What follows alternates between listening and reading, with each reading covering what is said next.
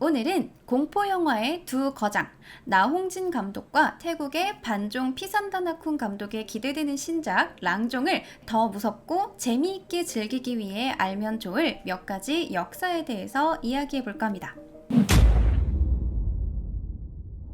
우선 태국은 공포영화를 잘 만들기로 유명합니다.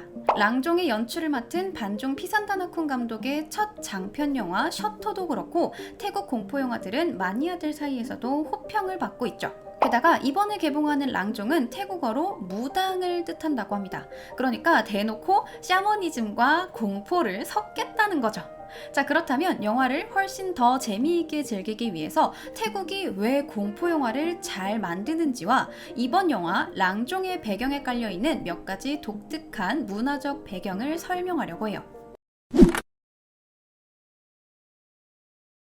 가장 먼저 우리나라와의 유사성에 대해서 이야기를 할 건데, 태국을 비롯한 동남아시아는 자연의 힘이 인간의 힘을 압도하는 지역입니다. 기후는 지나치게 뜨겁고 습하며 물길은 험하고 수많은 풍토병이 있고 매해 태풍 같은 자연재해로 사람들이 죽거나 다치죠. 이런 문화에서 정령신을 믿는 문화, 즉 애니미즘이 자연스럽게 발전하게 됩니다. 지진이나 태풍 등의 자연재해가 잦은 일본의 민속 종교인 신토도 애니미즘적인 성격이 강한 종교 중 하나인데, 강과 산, 바다 같은 무생물은 물론 모든 물건과 생명에 정령이 깃들어 있다는 겁니다.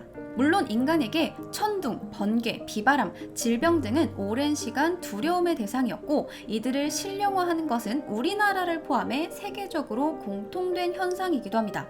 대표적으로 토르도 있고 그리스 로마 신화의 제우스도 있죠. 우리나라에도 불교가 성행했던 고려시대는 물론 유교가 지배 이념이 된 조선시대를 지나 과학이 발전한 현재에도 점을 보고 굿을 하는 등의 애니미즘과 토테미즘의 영향이 사라지지는 않았죠.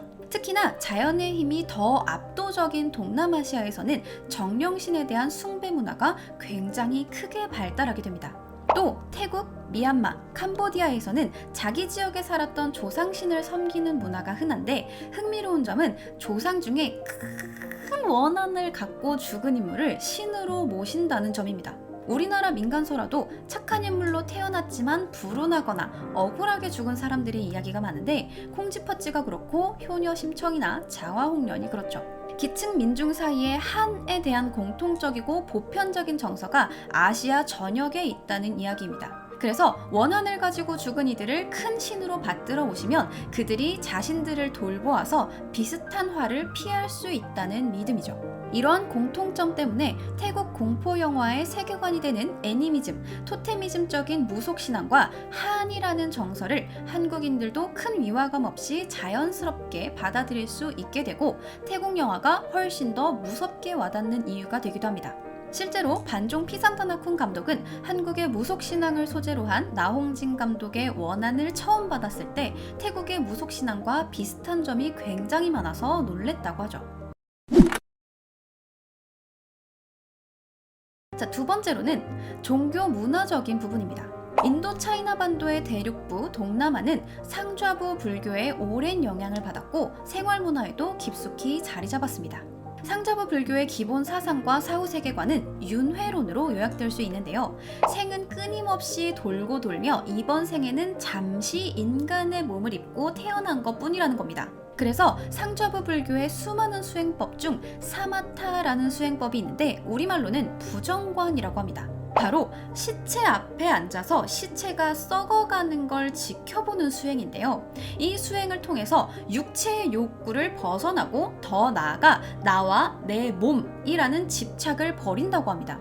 젊고 건강한 승려들의 경우 성욕을 다스리기 위해서 젊은 여자의 시신이 썩어가는 것을 지켜보는 수행을 하기도 한다고 해요. 상자부 불교 중에서도 특히 태국 불교에서 이 사마타 수행법이 굉장히 중요하게 여겨지는데, 그래서 태국 의과대학 인체외부 수업에는 스님들이 참관하는 것도 흔한 풍경 중에 하나입니다. 그런데 이것이 비단 몇몇 종교인들에게 한정된 이야기가 아니라 태국의 모든 남자는 성인이 되면 최소 한 번은 출가해서 승려가 되는 전통이 있기 때문에 이 시기에 사마타 수행을 접하는 사람들도 제법 있고, 상좌부 불교의 영향을 받은 태국 사회에서 시신을 그다지 혐오스러운 것으로 보지 않는 사회적인 분위기도 있습니다.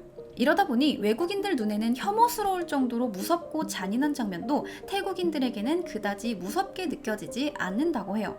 실제로 태국의 매체 심의 기준이 시신이나 잔인한 장면에 유독 관대하기도 하고, 담뱃갑에 있는 경고 그림의 수위가 다른 나라에 비해 높은 편이기도 하죠. 이런 태국의 정서는 공포 영화에서 등장하는 귀신의 묘사를 충격적이고 공포스럽게 만드는 데 한몫하기도 합니다. 비슷비슷하게 머리 이렇게 풀어헤치고 흰 소복을 입고 눈이나 피에서 토마토 케첩을 질질질 흘리고 있는 우리나라의 귀신과는 다르게 머리통과 내장만 남아서 둥둥 떠다닌다거나, 몸 한가운데 구멍이 뻥 뚫려서 내장과 등뼈가 훤히 들여다 보이고 머리에 대못이 박혀있는 등 노골적이고 말초적인 공포가 느껴지죠. 실제로 반종 피산다나쿤 감독의 장면들이 너무 공포스러워서 나홍진 감독은 선정적이고 잔혹한 장면들을 최대한 자제하고 연출과 사운드로 대체하자고 많은 언쟁을 벌였다고 합니다. 그래서 나홍진 감독이 나중에 이야기하기를 우리는 당당하게 청부를 받을 수 있었어요 라고 했다고 해요. 자, 그리고 마지막으로 랑종의 배경이 되는 지역 이산에 대한 이야기입니다. 영화 랑종은 태국에서 가장 낙후된 지역인 이산 지역을 배경으로 합니다. 나홍진 감독은 그간의 작품에서 문명화가 덜 된 주변부 지역에 대해 대중이 갖는 막연한 공포와 불안감을 영리하게 활용해 왔는데요. 첫 작품 추격자는 서울 강북 변두리와 출장 마사지 업계를 극단적 공포의 배경으로 삼았고, 황해에서는 조선족을 밀수와 청부살인을 아무렇지 않게 저지르는 악마적 괴수로 묘사했죠. 곡성 역시 지리산 자락, 전라남도 시골 마을을 배경으로 하고 침입자인 일본 귀신이 등장합니다. 이번에 구상한 영화 랑종은 태국의 오지인 이산 지역을 배경으로 하고 있죠. 이 이산 지역은 역사적, 문화적으로 굉장히 특이한 내력을 가진 곳인데, 중국의 파촉 지방, 그러니까 쓰촨성처럼 내륙 분지 지형이고, 교통이 불편해서 관광 소득도 적고 근대화에도 매우 뒤처지게 되었습니다. 때문에 태국 영토의 30%에 달할 정도로 넓지만 태국 중앙에 미치는 영향력은 아주 미미하죠. 지금도 지역차별에 시달리고 있기도 하고, 이산 사람이라는 말은 그 자체로 가난한 촌놈이라는 뜻이 되기도 합니다. 게다가 이산은 전통적으로 태국의 영향력 아래에 있었던 곳도 아닌데, 18세기 말까지만 해도 현재 이산 지역은 여러 왕국으로 나뉘어져 있었는데, 이산 지역의 북쪽은 현재 라오스의 전신격인 비엔티안 왕국의 지배 아래, 남쪽은 또 다른 라오스계 국가인 참바삭 왕국의 지배권에 있었고, 그전에는 캄보디아의 지배를 받아 앙코르 유적이 많이 남아있는 등 캄보디아의 영향력도 매우 짙은 곳입니다. 실제로 이산 지역에서 쓰이는 방언인 이산어는 언어학적으로 태국어가 아니라 라오스계 방언으로 분류되기도 하죠. 그러니까 이산 지역은 민족적으로나 언어적으로나 태국과의 동질성이 매우 약한 지역입니다. 이랬던 이산이 18에서 19세기 당시 최전성기를 구가하던 태국의 병합이 됐는데, 이 병합 과정 역시 순탄치 않았습니다. 1826년 라오 반란을 시작으로 계속 크고 작은 반란이 일어나 이산 지역은 항상 방콕 중앙정부의 골머리를 썩혔고, 20세기에 들어서는 베트남과 라오스를 공산화시킨 공산주의자들이 이 지역으로 대거 몰려들어 태국군과의 게릴라전 근거지로 삼았습니다. 이렇게 오랜 시간 이산 지역에서 개인의 권리와 인권 같은 건 존재하지 못했고, 살아남기 위한 끊임없는 투쟁을 겪어야 했으며, 그 과정에서 수많은 희생과 한맺힘이 지역 곳곳에 남게 되었습니다. 이러한 상황에서 민중들을 보듬어 안아주는 것은 종교의 힘이 거의 절대적이었고, 불교 등 주류 종교의 역할도 있었겠지만 일반 대중은 전통적인 무속의 힘에 더 크게 의지할 수밖에 없었을 겁니다. 이산 지역에 유독 토속 신앙이 큰 영향을 미치는 이유이기도 하죠.